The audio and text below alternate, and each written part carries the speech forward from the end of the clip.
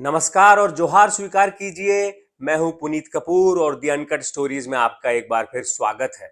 आज हम आपको बताएंगे भारत के ऐसे मूल निवासियों की कहानी जो आज भी अपनी ही दुनिया में रहते हैं।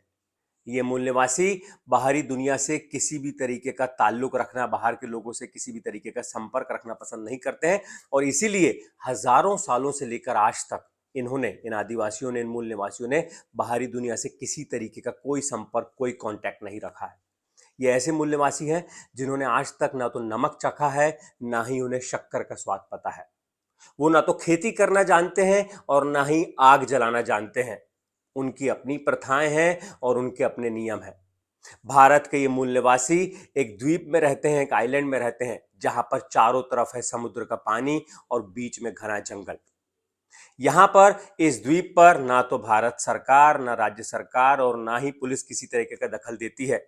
इवन अगर कोई यहां पर अपराध भी हो जाता है तो पुलिस किसी भी तरह की कार्रवाई नहीं कर पाती है, क्योंकि यहाँ पर आदिवासियों के, मूल निवासियों के बनाए अपने नियम हैं, अपनी प्रथाएं हैं। वो ये मूल निवासी जो भारत के हैं उस आइलैंड को, उस द्वीप को छोड़कर ना तो बाहर आते हैं और ना ही बाहर से किसी इंसान को, आपको, हमको या किसी को भी उस द्वीप में उन आदिवासियों के पास जाने की इजाजत नहीं है। हम बात कर रहे हैं भारत के अंडमान और निकोबार द्वीप समूह में रहने वाले सेंटिनली आदिवासियों की। ये आदिवासी अंडमान के उत्तरी सेंटिनल, नॉर्थ सेंटिनल द्वीप में रहते हैं, इसीलिए इन्हें सेंटिनली आदिवासी कहा जाता है। इन आदिवासियों के बारे में तो हमें यह भी नहीं पता कि उनकी भाषा क्या है, वो खुद को क्या बोलते हैं, क्या बोल के संबोधित करते हैं, वो अपने द्वीप का क्या नाम लेते हैं, जगह का क्या नाम लेते हैं। वो तो उस आइलैंड का नाम सेंटिनल है, इसलिए तमाम लोग, हम, सरकार, तभी सभी लोग उनको उत्तरी सेंटिनली आदिवासियों के नाम से जानते हैं। ऐसा माना जाता है कि ये आदिवासी इस द्वीप पर, भारत के इस हिस्से पर लगभग बीते 60,000 सालों से रहते हुए आ रहे हैं। ऐसा भी माना जाता है कि 65,000 साल पहले, जब जो फर्स्ट इंडियन जिनको कहा जाता है, जो प्रथम भारतीय आकर बसे, अफ्रीका के जो आदिवासी हैं, वो जब आए तो उनके ये वंशज माने जाते हैं अंडमान के सेंटिनली आदिवासी। ये आदिवासी पूरी तरीके से रिजर्व रहते हैं अपने आप में, बाहर के लोगों से संपर्क पसंद नहीं करते हैं। इक्का दुक्का मौकों को छोड़कर कभी संपर्क नहीं किया जा सका है, उस बारे में भी आपको बताएंगे। बहरहाल इनके स्वभाव के बारे में बताते हैं। स्वभाव से बेहद आक्रामक और बाहरी लोगों को पूरी तरीके से नापसंद करते हैं। इनके स्वभाव की आक्रामकता का अंदाजा इस बात से लगाया जा सकता है कि अगर कोई नजदीक जाने की कोशिश करता है तो तीर कमान चलाकर उस पर हमला करते हैं, और कुछ एक ऐसे भी मामले हुए हैं जब कुछ लोगों को अपनी जान से भी हाथ धोना पड़ा है।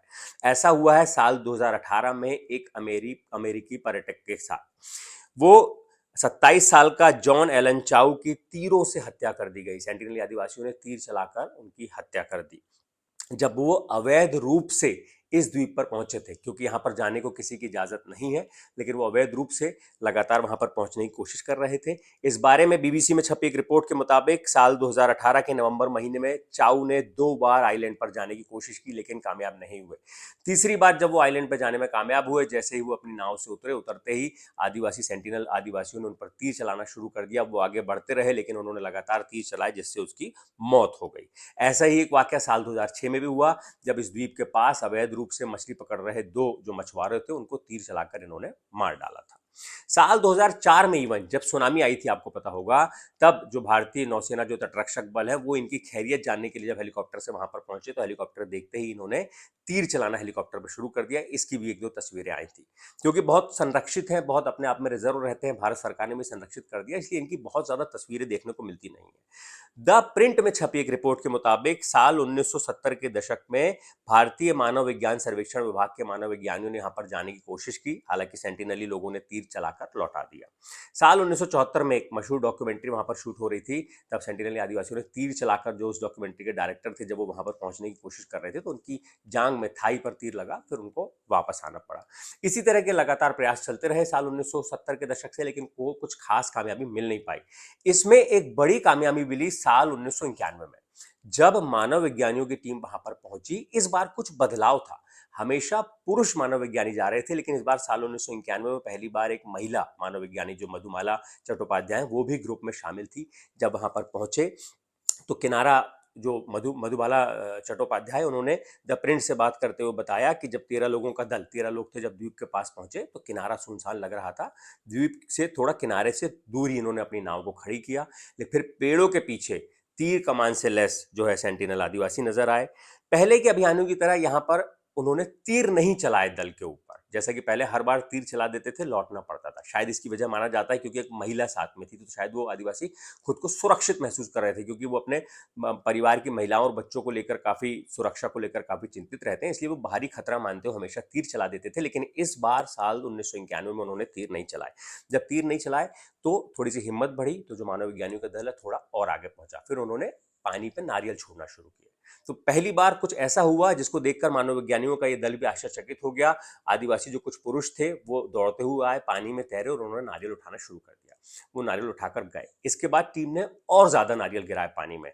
तब वो एक बेंत की टोकरी जैसी एक लेकर आए, उस पर वो भरकर नारियल लेकर जाने लगे। तो ये बड़ा टीम के लिए एक आश्चर्यजनक था, क्योंकि हजारों सालों में पहली बार एक तरीके से इतना नजदीकी संबंध उनसे बन पाया था। उसके बाद नारियल खत्म हो गए, ये मानव विज्ञानियों का दल वापस लौटता है और फिर दोबारा दोपहर 2 बजे और नारियल लेकर जाता है। इस बार थोड़ी हिम्मत करते हुए मधुमाला चट्टोपाध्याय पानी में उतर जाती हैं और द्वीप के किनारे तक जाती हैं। तब भी किसी तरीके का हमला नहीं होता है और ये आदिवासी, इसमें पुरुष ही आ रहे थे नजदीक, वो हाथों से हाथों में उनके नारियल सौंपा जाता है। महिलाएं बच्चे दूर खड़े थे, शायद अभी भी वो उतना कंफर्टेबल नहीं थे, उतना आरामदायक नहीं थे संपर्क के लिए, तो इस तरीके का हाथों से हाथ नारियल सौंपे। हालांकि इस तरह के कुछ और अभियान चले, लेकिन साल 1996 में इन अभियानों को बंद कर दिया गया, इस आशंका में कि वो बाहर की बीमारियों को लेकर, बाहर के बैक्टीरिया, बाहर के वायरस को लेकर वो काफी संवेदनशील है, क्योंकि वो आज तक बाहर के लोगों से मिले नहीं है। तो एक नॉर्मल फ्लू, सर्दी जुकाम की बीमारी भी अगर उनको लग जाए तो वो भी उनके लिए काफी घातक साबित हो सकती है, जो उनकी जान ले सकती है। इसी आशंका के डर से भारत सरकार ने उसके बाद उनसे किसी तरह के प्रयास करना बंद कर दिए। तब से किसी भी तरीके का संपर्क अब पूरी तरीके से अवैध है। इवन भारत सरकार ने इन सेंटिनली मूल्यवासियों के, आदिवासियों के संरक्षण के लिए उस द्वीप के आसपास 5 किलोमीटर जो के एरिया में 5 समुद्री मील में एक बफर जोन बना रखा है, जहां पर कोस्ट गार्ड के जो बल हैं वो लगातार निगरानी करते हैं कि बाहरी लोग वहां पर आकर आने की कोशिश ना कर पाए, क्योंकि ये पूरी तरीके से गैर कानूनी है, अवैध है। अब इन मूल्यवासियों के बारे में थोड़ा हम जानते हैं कि मूल्यवासी कैसे हैं। अगर इनकी आबादी की बात करें तो इनकी आबादी मानी जाती है कि लगभग 50 से 100 के बीच में है, बहुत ज्यादा है नहीं। और ये गणना भी कैसे हुई है, क्योंकि वहां पर जाने पर मनाही है, तो दूर से लगभग 1.5 किलोमीटर दूर तस्वीरें लेकर अलग अलग उनकी काउंटिंग करके देखते हैं कि कितने हैं, तो एक अंदाजा लगाया जाता है कि 50 से 100 के बीच में ये इनकी संख्या है। सर्वाइवल इंटरनेशनल, जो आदिवासियों के अधिकारों का एक बड़ा हिमायती संगठन है, उसके मुताबिक ये दुनिया के सबसे अलग थलग रहने वाले स्वदेशी लोग हैं, मूल निवासी लोग हैं, जो एकदम अलग थलग रहते हैं। सर्वाइवल इंटरनेशनल बताता है कि बाहरी लोगों से संपर्क का पूरी तरीके से विरोध करते हैं। ये इतने अलग थलग रहते हैं कि ये भी नहीं पता कि वो खुद को क्या बोलते हैं, अपने द्वीप का क्या नाम लेते हैं, या उनकी भाषा कैसी है। सर्वाइवल इंटरनेशनल बताता है कि ये खाना बदोश, शिकारी और संग्रहकर्ता लोग हैं। खाना बदोश यानी जंगल में एक जगह से दूसरी जगह जाते रहते हैं। शिकारी, जो जंगल में जीव है उनका शिकार करके खाते हैं। इसके अलावा जो जंगल के कंदमूल, फल फ्रूट हैं उनको भी इकट्ठा करके रखते हैं। ये आदिवासी महिलाएं, ये सेंट्रल आदिवासी 3 समूहों में रहते हैं। महिलाएं अपनी गर्दन, कमर और सिर पर फाइबर जैसी डोरियां बांधती हैं। पुरुष भी हार पहनते हैं, हैंडबैंड पहनते हैं और साथ में अपने रखते हैं तीर, धनुष और भाला। इनका रहन सहन कैसा है?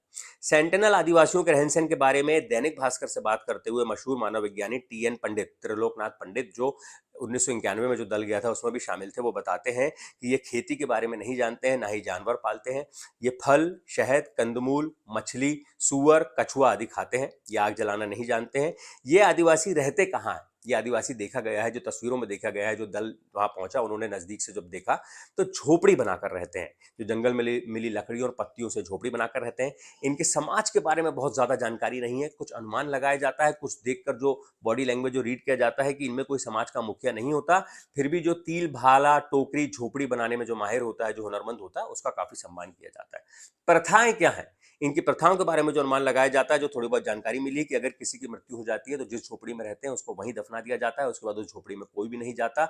उसके बाद दूसरी झोपड़ी बनाकर वहां पर रहते हैं। ऐसा माना जाता है कि सेंटिनल आदिवासी भूत प्रेतों में काफी यकीन करते हैं। वो ये भी मानते हैं कि अच्छे और बुरे भूत दोनों किस्म के होते हैं, इसलिए ये इस तरीके की चीजों में विश्वास करते हैं। इसके अलावा क्यों संपर्क नहीं किया जाता, इस बारे में सर्वाइवल इंटरनेशनल के मुताबिक ब्रिटिश, जब अंग्रेजों का राज था तब वहां पर संपर्क करने का प्रयास किया गया। 1819वीं सदी में अगर बात कर रहा हूं मैं, 1800 के आसपास, तब मॉरिस पोर्टमैन के नेतृत्व में एक टीम बनाई गई जो वहां पर गई और वहां से 2 वयस्क आदिवासियों, एक महिला, पुरुष जो सेंटिनल मूल निवासी हैं, और 4 बच्चों को लेकर राजधानी पोर्ट ब्लेयर आ गए। वहां पर कुछ दिन रहने के बाद वो महिला पुरुष की मौत हो गई। फिर इस आशंका में कि बच्चों की भी मौत ना हो जाए, जो अंग्रेजी हुकूमत के लोग हैं वो 4 बच्चों को चौभार के साथ वापस वहीं उसी द्वीप पर छोड़ के आ गए। उसके बाद फिर क्या हुआ ये पता नहीं चल सका। ये आदिवासियों से संपर्क करना, एक तो मैंने पहली वजह आपको बताया, इसलिए प्रतिबंधित है क्योंकि वो बाहर की बीमारियों के लिए, इवन सर्दी जुकाम को लेकर भी बहुत संवेदनशील है। उसके बैक्टीरिया वायरस उनके अंदर नहीं है। अगर बाहर से कोई मुलाकात करेगा, हाथ टच करेगा, दूर से जाने पे भी उसका संचार हो सकता है, बीमारियां उनको हो सकती हैं जो पूरी की पूरी जनजाति को खत्म कर सकती है।